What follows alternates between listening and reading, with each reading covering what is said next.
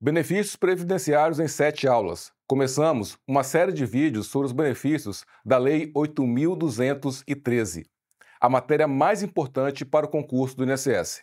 Vem comigo! Bom, então hoje a gente começa uma série de vídeos sobre o livro Benefícios Previdenciários em 7 aulas. Esse livro foi escrito no ano 2015, teve mais de 1.000 exemplares vendidos. Ficou desatualizado, a matéria previdenciária muda o tempo todo ano tem mudança, transformações sobre o direito previdenciário. E a mudança mais robusta que teve foi em 2019, na emenda constitucional de 103, de 13 de novembro de 2019. Vemos agora aqui no YouTube para compartilhar com você as atualizações sobre a matéria previdenciária, sobre os benefícios previstos na Lei 8.213. Vamos lá para a aula 1. Bom, em matéria de previdência social, é importante a gente destacar a legislação previdenciária e a aplicação das normas previdenciárias. Qual é a lei que trata a respeito dos benefícios do INSS? A lei é a Lei 8.213, de 91. É uma lei que foi promulgada e traz a previsão de todos os benefícios que o INSS é responsável, as regras para concessão, os requisitos para ter direito a um benefício ou outro. Também vamos falar sobre regimes de previdência social, regimes previdenciários. O regime geral de previdência social, previsto na Lei 8.212, que trata do custeio da previdência, e na Lei 8.213, que trata dos benefícios. A organização e princípios constitucionais previstos na Constituição de 1988. Vamos ingressar na Seguridade Social, compreendendo o tripé da Seguridade Social: saúde, previdência social e assistência social. E assim vamos seguir com a nossa aula. Bom, por falar em direito previdenciário, é importante destacar quais são as fontes principais e as fontes secundárias do direito previdenciário. Como fonte principal, nós temos a Constituição Federal de 88, que trouxe esse novo conceito de seguridade social. As leis ordinárias, leis complementares, leis delegadas e medidas provisórias. As fontes secundárias, podemos citar o RPS, que é o Regulamento da Previdência Social, aprovado pelo Decreto 3.048 de 99, portarias, instruções normativas, orientações internas, nota técnica. O regime de previdência social no Brasil, ele é organizado em dois grandes regimes. De um lado, regime geral de previdência social, de outro lado, regime próprio de previdência social. O regime geral de previdência social é o regime que ampara o trabalhador da iniciativa privada. Qualquer trabalhador que exerça atividade remunerada é obrigado a estar filiado a um regime de previdência. Qual regime? O regime geral de previdência social. Veja que ambos os regimes têm duas características. Quais são? A filiação ela é compulsória e o caráter é contributivo. Josmar, eu não quero contribuir para o INSS. Eu posso? Não. A Constituição define as duas características. Filiação é obrigatória e o caráter é contributivo. O regime geral de previdência social ampara, como eu disse, os trabalhadores da iniciativa privada, amparados pela consolidação das leis trabalhistas. Já o regime próprio de previdência social, que é instituído por estatuto, lei específica, municipal, distrital, estadual ou federal, é a lei dos servidores públicos. Aquele que é servidor público, municipal, estadual ou federal, e aquele ente federativo instituiu o regime próprio por meio de um estatuto, esse servidor ele vai ser vinculado ao regime próprio de previdência social. Veja que são regimes diferentes.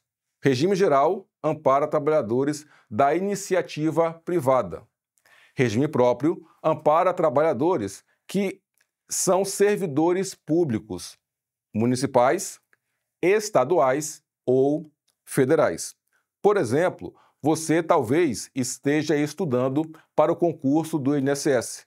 Ao ser aprovado, você vai estar vinculado ao regime próprio dos servidores públicos federais, instituído pela Lei 8.112 de 90, que é justamente o Estatuto dos Servidores Públicos Federais.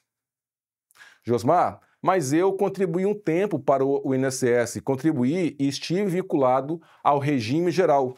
Agora eu estou no regime próprio.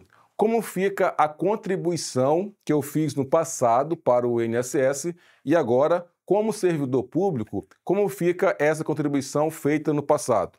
É muito simples. Já já vamos falar sobre isso, por meio do conceito de contagem recíproca de tempo de contribuição.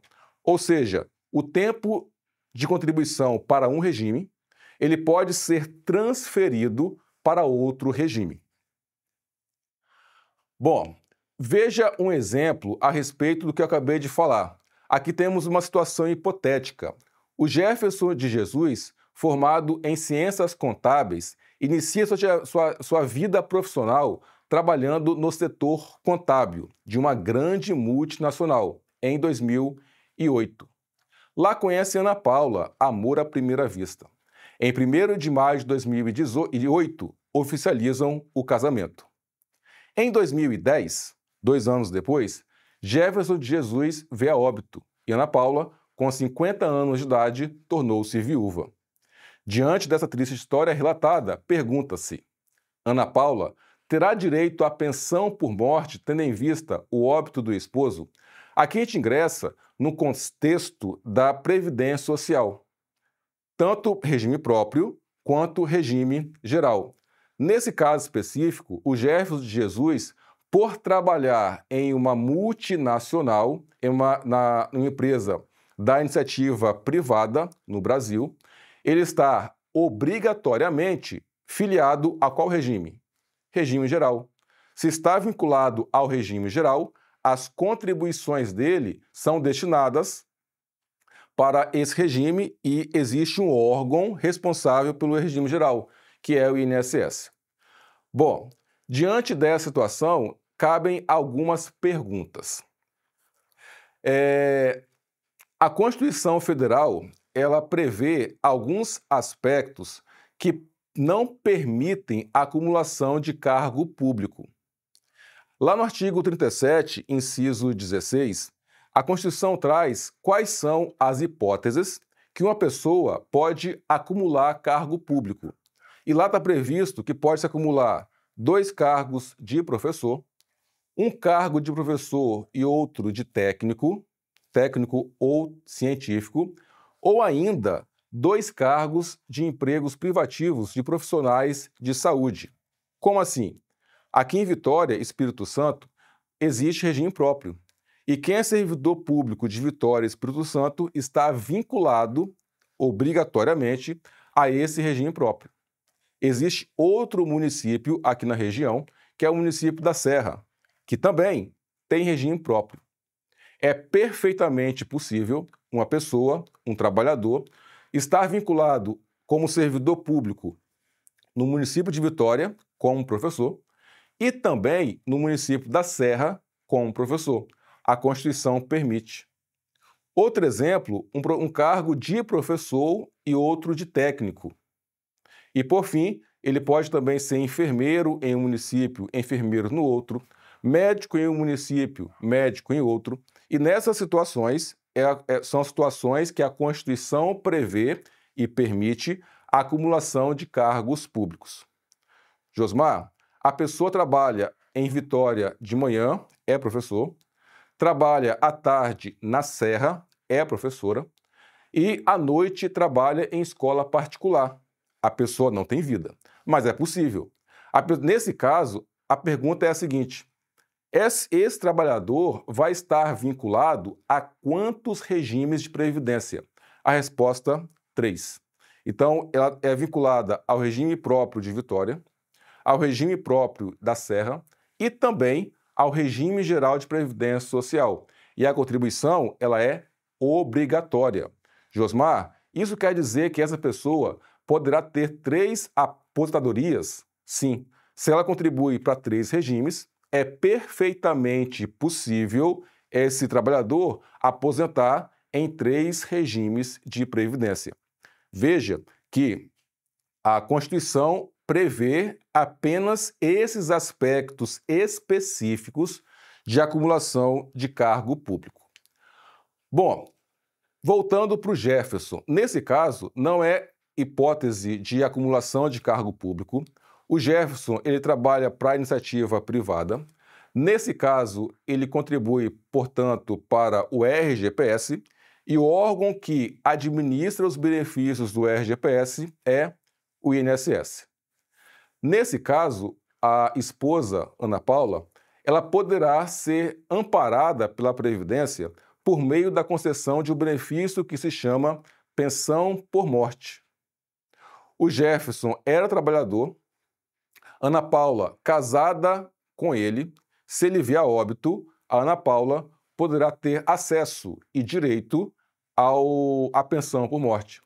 Josmar, o Jefferson trabalhava na iniciativa privada e também era servidor público de Vitória e servidor público da Serra.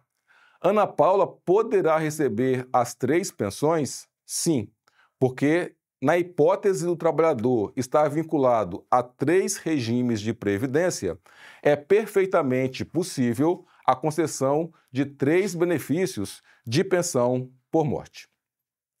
Bom, imagine ainda uma outra situação hipotética envolvendo a contagem recíproca de tempo de contribuição. Aquela situação: trabalha em Vitória, regime próprio, trabalha na Serra, regime próprio, e trabalha em escola particular, no regime geral de previdência social. Vamos ver essa outra situação hipotética. O Renato é professor de educação física e fisioterapeuta, ou seja, profissões ligadas à área de saúde. Em 2008, ele foi aprovado no concurso público na Prefeitura Municipal de Vitória para assumir o cargo de professor, devendo cumprir uma carga horária de 25 horas semanais, de segunda a sexta, de 7 a meio-dia. Município de Vitória. Em 2009, ele foi aprovado em outro concurso público, no município da Serra, para assumir outro cargo de professor, devendo cumprir 25 horas semanais. Além dos 2 empregos, ele trabalha em uma faculdade particular, ministrando aulas de anatomia para turmas de fisioterapia, de segunda a quarta-feira, de 20 às 22 horas. Aos sábados, faz sessões de fisioterapia para alunos de uma academia, contratado como prestador de serviço. Veja, Renato só trabalha. Se ele só trabalha, ele está obrigado a contribuir para diferentes regimes. Nesse caso, a pergunta é a seguinte: Renato contribui para quantos regimes de previdência? A resposta está aqui, ó.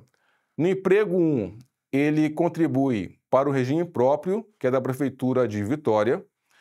O regime de trabalho é regime de previdência, quer dizer, o regime de trabalho é estatutário, e o regime de previdência é o regime próprio de previdência social. Por quê?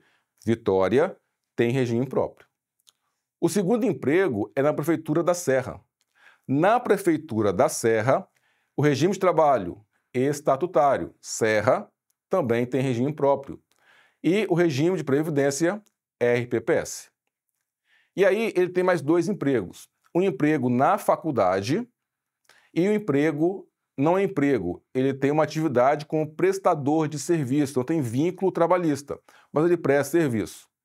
Em ambas nas 2 atividades, ele está obrigado a contribuir para o INSS.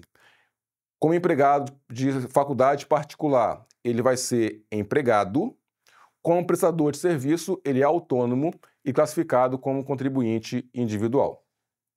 Nesse caso, existe vinculação a 2 regimes próprios, como eu expliquei. tendo em vista a permissão constitucional de acumulação de cargo. Com relação aos outros empregos, Renato poderia exercer inúmeras atividades profissionais, mas estaria vinculado a um único regime de previdência social, que no caso é o RGPS. Portanto, Renato está amparado por 3 regimes de previdência social e poderá fazer jus a benefícios previdenciários em relação a cada um dos 3 regimes de previdência. Você poderia se perguntar, Josmar, Renato tem 5 anos trabalhados na iniciativa privada e é, portanto, vinculado ao RGPS. Ele poderia levar esse tempo para o RPPS? É uma dúvida, e uma dúvida muito comum. Vamos responder e vamos entender como isso funciona. Veja que Renato, lá no regime próprio 1, ou seja, na Prefeitura Municipal de Vitória, ele trabalhou de 89 até 93. Ele foi efetivo, ele trabalhou, mas por algum motivo ele pediu baixa, ele pediu exoneração. Tá tudo bem. Regime próprio 2, lá na Serra, ele trabalhou de 91 até hoje. Ele está efetivo. Começou a trabalhar no ano de 91. E aí, no regime geral, ele teve alguns vínculos. Ele foi empregado de 80 a 83 e de 92 até hoje. A pergunta é: os tempos trabalhados em diferentes regimes, eles podem ser transferidos de um local para outro? Sim. Agora, nesse caso, a pessoa tem que definir o que ela quer. Gente, a questão de pedido de certidão de tempo de contribuição é o nome do documento que você pode solicitar para transferir o tempo de um regime para outro regime. Nesse caso, o Renato, ele tem um tempo no INSS. Ele está efetivo, está em atividade no regime próprio 2. Será que ele pode levar esse tempo aqui, ó, do INSS para o regime próprio da Serra, o regime próprio 2? A resposta é positiva. Então, veja, ó, esse tempo aqui, o vínculo 3, ele pode vir para cá, ó. E aí vai somar. Evidentemente que tem que ser uma atividade compatível. Se na Serra, regime próprio 2, ele é professor, para ele averbar esse tempo lá como professor, o tempo aqui, ó, do vínculo 3 tem que ser como professor. Mas o ponto é que os regimes, eles se compensam. Eles se compensam e podem ser transferidos por meio da solicitação de documento. Qual documento? A certidão de tempo de contribuição. Esse ponto é muito importante. Qualquer servidor, quando for solicitar esse documento, é preciso deixar claro o que o servidor quer, qual o tempo que ele vai levar. Primeira dica, procure no meu INSS o extrato chamado de CNIS, que é o Cadastro Nacional de Informações Sociais. Nesse extrato vai constar todas as suas contribuições para o INSS. Admissão, demissão, admissão, demissão. Depois de você ter visualizado todo o período de contribuição no INSS, o próximo passo é você apontar o que você quer levar para outro órgão. Gente, isso precisa ser escrito. Quando você fizer o requerimento de um pedido de certidão de tempo de contribuição, é preciso deixar claro o que você quer.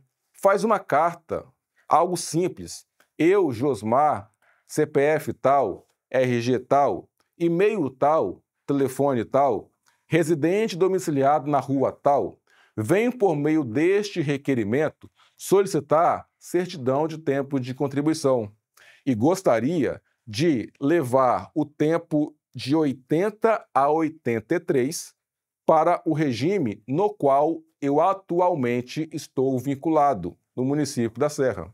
É só isso. Porque, às vezes, as pessoas fazem o pedido e não está claro o que ela quer, para onde quer levar, porque ela tem vários vínculos. Inclusive, períodos concomitantes não podem ser levados para outro regime. Como assim, Josmar? Veja que o tempo do RGPS 92, ele tem a parte que está concomitante com o vínculo 2. Esse período aqui, ó, de 92 em diante, ele não pode ser averbado no regime próprio 2, porque ele está concomitante.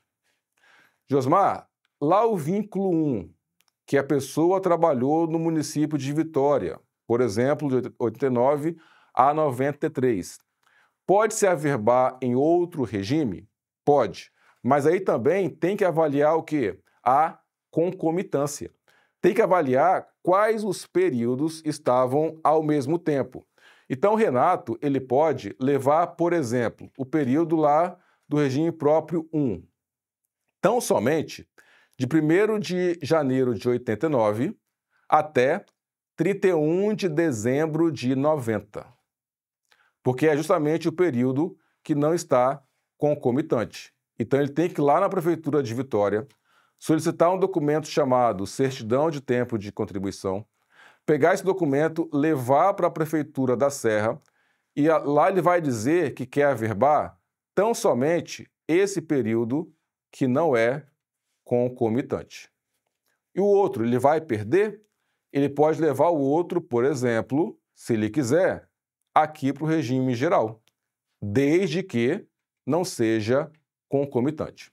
Então, o ponto mais importante de compreensão é que os períodos trabalhados em diferentes regimes, eles podem ser averbados nos regimes, contanto que não sejam concomitantes. Esse é um ponto importantíssimo na nossa compreensão. E por falar em certidão de tempo de contribuição, no contexto de previdência social, precisamos falar sobre a Seguridade Social, que é a fotografia maior. A Constituição de 88, ela trouxe esse conceito de Seguridade Social, trazendo o tripé, que envolve a saúde, envolve previdência social e envolve assistência social. A saúde, a Constituição passou a prever que é um direito de todos e um dever do Estado, independentemente de contribuição. Então, a partir da Constituição de 88, qualquer pessoa pode ter acesso à saúde, basta precisar. E não vai ser cobrado mensalidade, pagamento para a pessoa, o cidadão, acessar o Sistema Único de Saúde. Antes da Constituição de 88, a saúde era garantida somente para quem contribuía para o regime, somente quem era trabalhador. A Constituição de 88 veio inovar nesse sentido, garantindo o direito à saúde a todos, por ser um dever do Estado. Antes da Constituição, esse serviço tinha alguns institutos que garantiam. Tinha o IAPAS, tinha o INAMPS, tinha o INPS. E cada instituto com as suas atribuições. A partir de 88, a Constituição também passou a prever que a Previdência Social é de caráter contributivo e de filiação compulsória. Como eu disse, são vários regimes, o regime próprio e o regime geral. Esses regimes se compensam entre si, podem se compensar. E, por fim, um outro tripé da Seguridade é a assistência social, que é prestada para quem dela necessitar, independentemente de contribuição. E aqui são vários exemplos de benefícios assistenciais. O Bolsa Família é um benefício assistencial. Municípios e estados podem garantir uma série de benefícios sociais para aquelas pessoas que estão em riscos sociais. Existe uma lei, que é a Lei Orgânica da Assistência Social, a Lei 8742, de 93, que garante um benefício assistencial ao idoso ou ao deficiente que comprove não possuir meios de prover a própria manutenção ou de tê-la provida por sua família. Então veja que o tripé da Seguridade Social é composto pela saúde, pela previdência social e pela assistência social. É um ponto fundamental, é um ponto importantíssimo para a prova. O próximo vídeo a gente vai falar sobre justamente a assistência social. Vamos ingressar na Lei 8742 de 93. Conhecer as regras, os critérios. Por quê? Porque esse benefício, conhecido também como BPC, Benefício de Prestação Continuada, ele é administrado pelo INSS. Apesar de ser um benefício assistencial, a lei atribuiu ao Instituto, atribuiu ao INSS a responsabilidade pela análise do benefício, pelo recebimento do pedido, pelo reconhecimento do direito ou pelo indeferimento. Então, no próximo vídeo, nós vamos falar especificamente sobre assistência social. Até lá. Tchau, tchau.